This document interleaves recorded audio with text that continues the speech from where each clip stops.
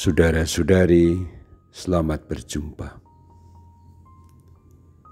Pada kesempatan ini saya ingin mengajak Anda merenungkan adorasi sebagai saat kita berdoa, dimuliakanlah Allah. Doa Bapa kami, sesudah kita menyebut Bapa di surga, Bapa kami yang ada di surga, kita melanjutkan dengan ucapan dimuliakanlah namamu. Maka baik kalau kita merenungkan kalimat yang begitu penting ini. Sesudah kita menyapa Allah sebagai Bapa, karena Yesus Kristus Tuhan kita berani menyapa Allah sebagai Bapa. Maka kita menyampaikan pujian.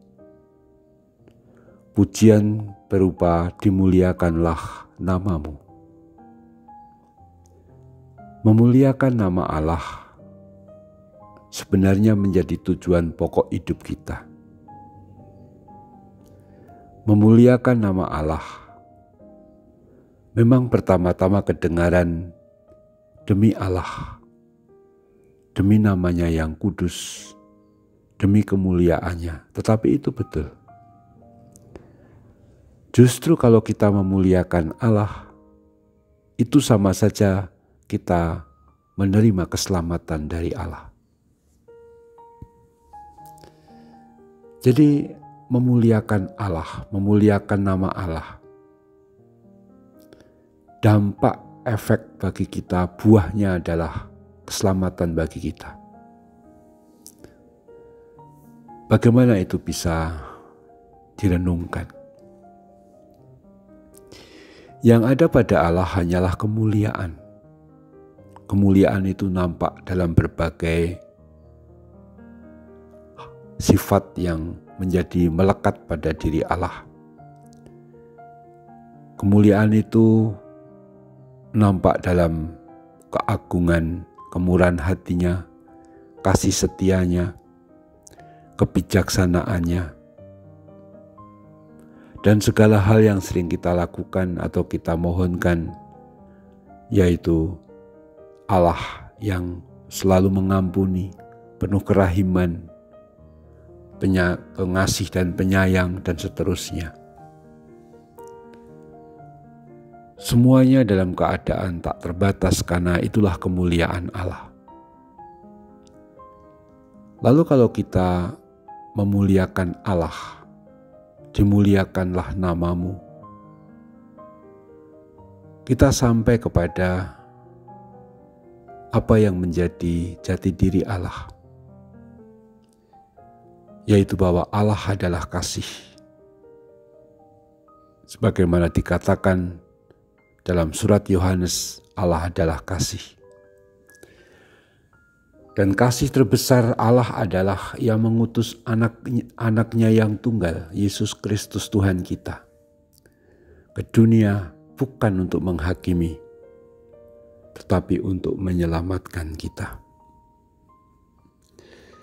Jadi yang kita puji, yang kita muliakan, itu bukan sekedar Allah pada dirinya.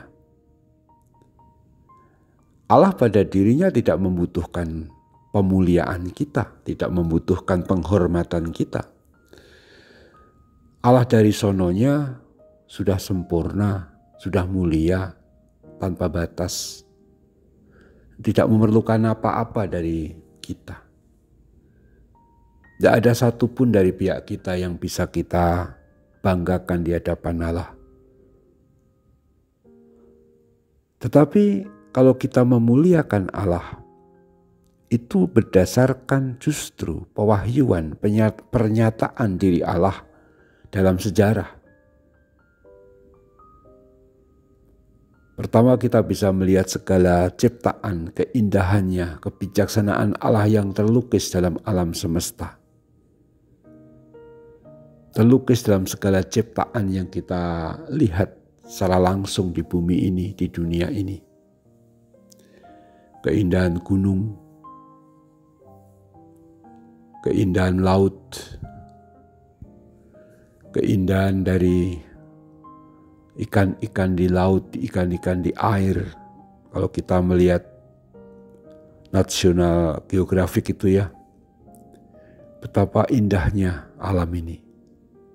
Dan itu menggambarkan, menghadirkan kemuliaan Allah. Tetapi kemuliaan Allah yang paling agung justru adalah kemuliaan Allah melalui karya penebusan yang terjadi pada Yesus Kristus, Tuhan kita. Karena Kristus menghadirkan dan menyatakan bukan hanya Allah yang mencipta, tapi Allah yang menyelamatkan, menguduskan, menebus kita. Kita ngalami betapa kita ini gampang sekali berdosa. Dikit-dikit kita berdosa, dikit-dikit kita berdosa. Tidak selalu dosa-dosa besar, tapi dosa misalnya membatin atau memikirkan kejelekan orang, menghina orang dalam hati kita, menganggap kita hebat dan seterusnya, atau sombong lah. Itu spontan-spontan, lalu marah, jengkel, itu kan gampang sekali toh muncul dalam diri kita. Tetapi Allah menebus kita, mengampuni kita yang berdosa ini, yang rapuh ini.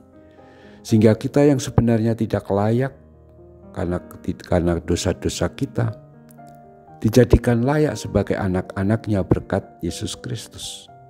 Dengan baptisan yang kita terima, terlebih dengan sakramen Maha Kudus yang kita sambut dalam Ekaristi, dan kini kita sembah dalam adorasi, kita mengalami pengampunan Tuhan pula. Dan inilah makna dimuliakanlah namamu.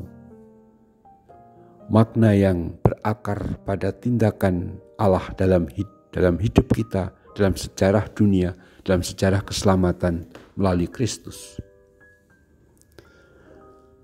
Maka menarik ya bahwa doa pertama yang muncul dalam Bapa kami sesudah menyapa Allah sebagai Bapa adalah dimuliakanlah namamu. Karena kemuliaan Allah adalah memuliakan Allah adalah tujuan mengapa kita dicipta dan hidup sekarang ini. Nama Allah dalam pengertian biblis kitab suci tidak lain adalah diri Allah sendiri. Maka kita memuliakan namanya berarti memuliakan diri Allah sendiri. Marilah kita lanjutkan adorasi kita sambil terus mengucapkan dimuliakanlah namamu, ya Allah, melalui Kristus yang kami sembah dalam sakramen Maha Kudus. Terpujilah Tuhan kita Yesus Kristus untuk selama-lamanya. Amin.